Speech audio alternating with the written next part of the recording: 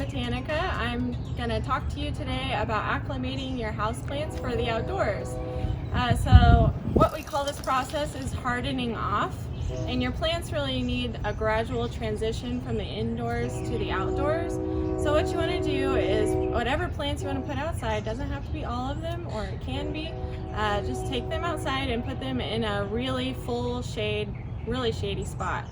You don't want to put them out in the full sun, because just like you, after the long winter, if you go out in the full sun, you will get sunburned, and also your plants can get sunburned. So make sure that you put them in a full shade spot, and then after that you can transition them to a partly shady spot, so that might be under a tree where it gets some filtered sun. And then after that you would want to go to maybe part sun, so like it gets really sunny in the morning and then shady in the afternoon, and then the next step after that you could put it in full sun. You want to give about a week to 2 weeks between each of these steps for your plants, so that way they're used to the bright sun that they don't receive in the house, and also they can acclimate to the wind. So make sure that you follow those steps and you'll be successful in moving your plants outdoors for the summer.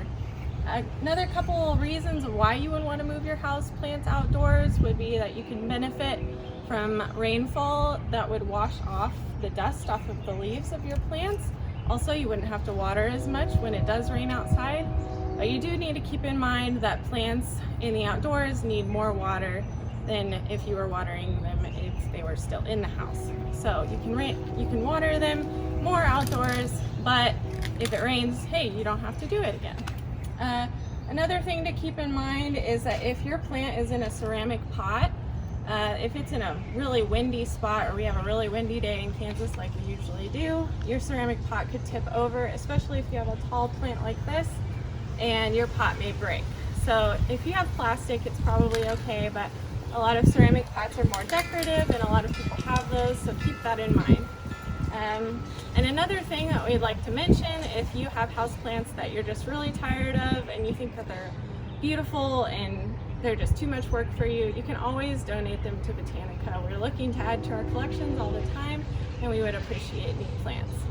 So thanks for tuning in. We'll see you next Wednesday.